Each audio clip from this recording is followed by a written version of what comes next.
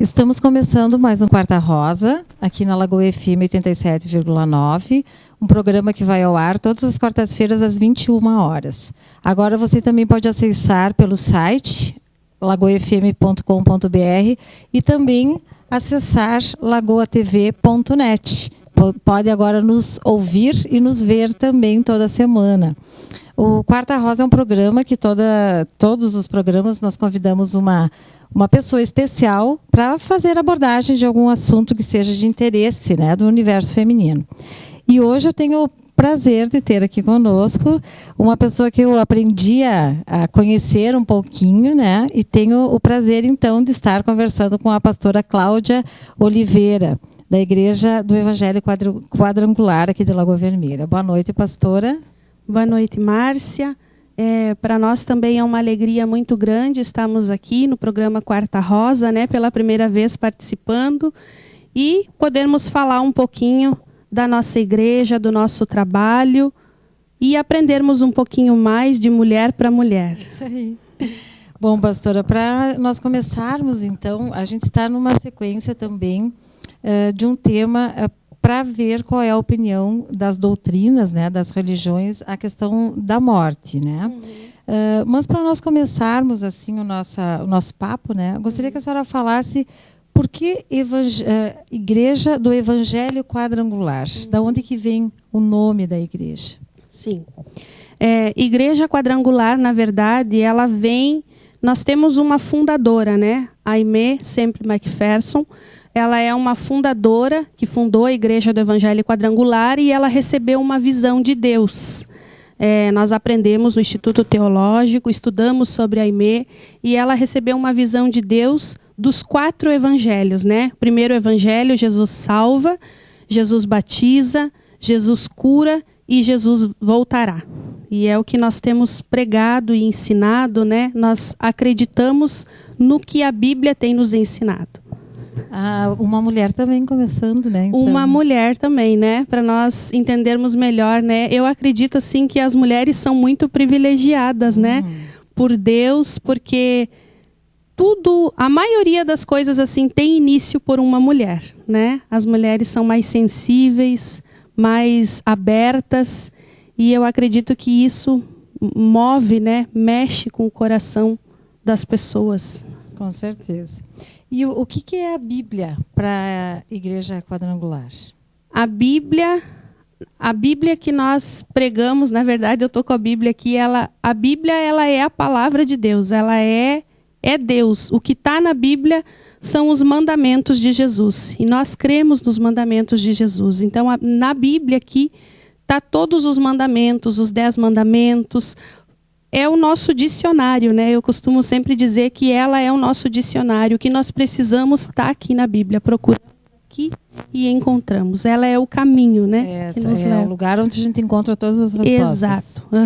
Eu acho um pouco difícil, às vezes, o entendimento da Bíblia, né? Sim. É necessário um estudo, então, né? Com certeza. Para que a gente possa entender, interpretar a Bíblia. Interpretar, é verdade.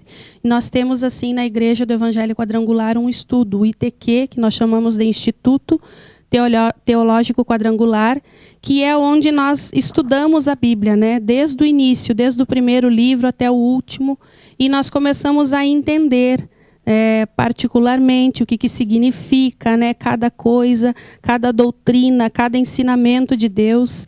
Então, é preciso um estudo, você se aprofundar, porque a Bíblia ela não é fácil. Tem pessoas assim que leem a Bíblia, eu já conversei, a gente já conversou, atende várias pessoas que leem a Bíblia e de repente elas dizem: pastor, eu não entendo nada que está aqui, é tão difícil, né? Porque é preciso você dedicar um tempo, né, para estudar, para ouvir Deus falar através dela com você.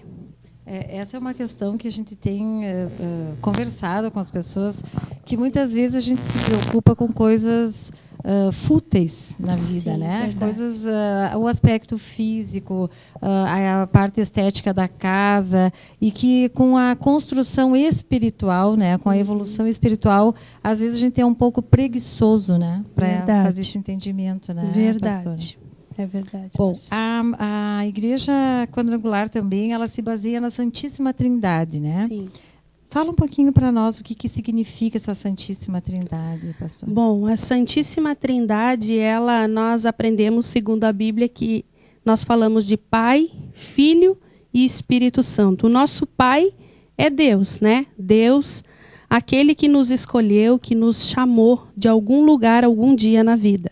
Filho é Jesus, aquele que entregou a sua vida por nós, aquele que um dia Deus enviou para que morresse na cruz do Calvário, para que nós hoje pudéssemos estar aqui.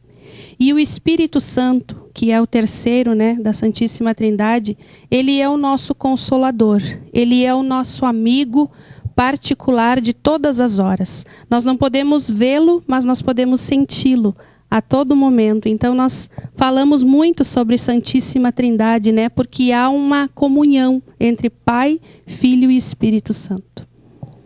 Outra questão assim que se fala bastante uma das doutrinas, né, da Igreja Quadrangular, a questão da salvação. Como é que a senhora vê a questão da salvação nesse mundo tão até desumano, cruel, cheio de violência? Como é que a Igreja Quadrangular persiste, né, nessa defesa, vamos dizer assim, da salvação?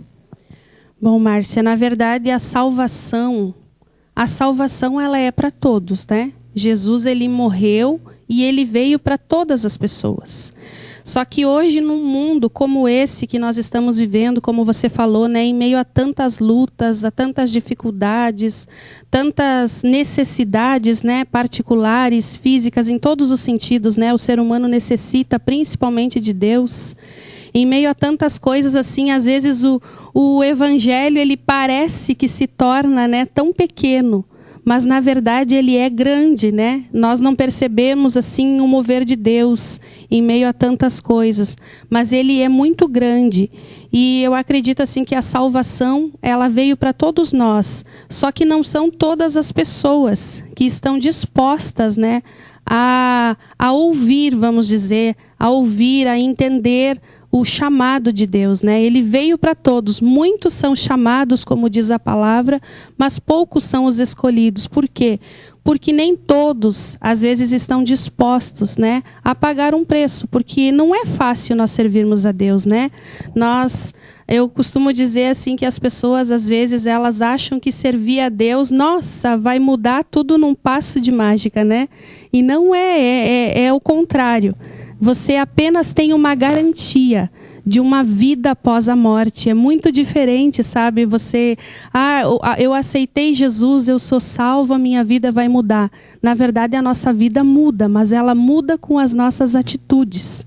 Então, eu acredito que a salvação, ela veio para todos, ela está à disposição de todos, mas depende unicamente de nós, como seres humanos. E existem muitas tentações também nos diversos sentidos, né? Que às vezes a pessoa, em relação a isso, a questão, às vezes eu brinco, né? Eu costumo dizer que a minha fé dura uma semana. Ela tem que ser fortalecida, sim, né? É importante essa dedicação assim para a fé, né? É importante.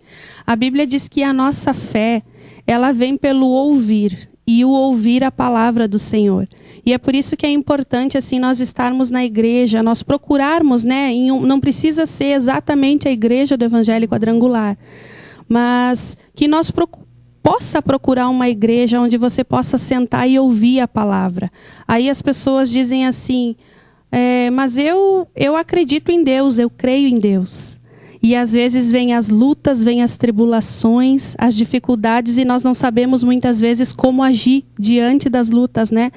E quando nós estamos na presença do Senhor, quando nós estamos sendo alimentados pela palavra do Senhor, nós estamos sendo fortalecidos, preparados, porque todos nós estamos sujeitos a enfrentar lutas, batalhas, todos, né? Mas dentro da casa do Senhor, junto, né, agarrado com o Senhor Jesus, eu creio que é bem mais fácil. Tem uma frase que fala que é necessário o sincero arrependimento e aceitação de Cristo para que a gente possa ter, quem sabe, essa comunhão, essa força para enfrentamento nas horas de dificuldade que passaremos todos por diversas, né? Verdade. Então, o arrependimento ele faz parte dessa evolução também. Exatamente, porque é como o ser humano, vamos dizer, algo simples, mentir, né? É como se eu mentir para alguém e eu não me arrepender da mentira que eu fiz, né? Eu preciso ter um arrependimento, ó. Eu sei que isso faz mal, eu sei que isso vai ocasionar problemas sérios para alguém, para mim, até mesmo para nós, né? Então, eu preciso ter esse arrependimento no meu coração. Eu preciso estar com meu coração puro, genuíno diante de Deus, para que eu possa sentir a presença de Deus, para que eu possa estar preparado, né, diante das lutas. Eu sinta paz no meu coração quando eu tiver que enfrentar os problemas.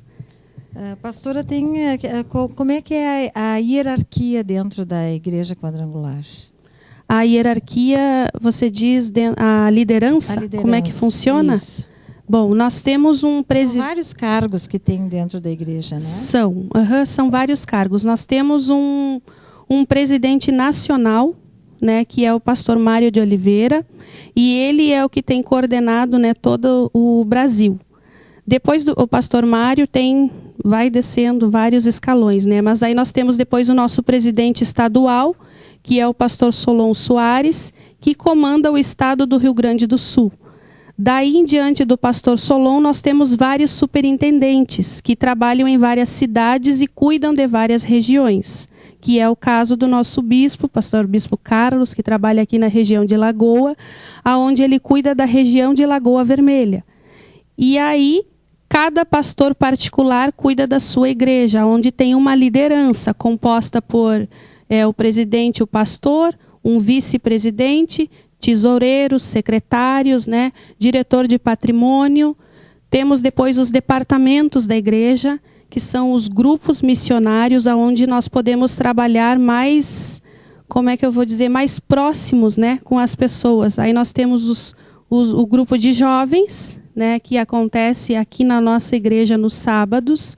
Temos o grupo de mulheres, aonde nós podemos também trabalhar mais próximas, mais, né, juntas, unidas com as mulheres. Temos o grupo de homens, grupo de crianças, e também nós temos os cultos, né, aonde os pastores trazem uma palavra abençoada, preparando, ajudando o povo a se alicerçar cada vez mais na palavra do Senhor. Tá bom. Essa questão assim das divisões, isso facilita também para que possa ser trabalhado assuntos específicos daí de cada área dentro da igreja, né? Claro. A importância da evangelização das crianças, eu acho que isso deve ser fundamental também, né? Mas que tem que ser numa linguagem diferenciada dos demais da igreja. Sim, o grupo ali na igreja de crianças, ele funciona durante o culto. Nós temos o culto lá dentro e tem uma sala lá especial preparada para as crianças, aonde eles aprendem a palavra de acordo com a linguagem deles, né? Porque eles não têm eles são muito ingênuos, muito, né, puros, e eles não têm essa capacidade que nós, que nós adultos temos. Tá bom. Nós vamos chamar um bloco de apoio e voltamos em seguidinha com o nosso segundo bloco do Quarta Rosa.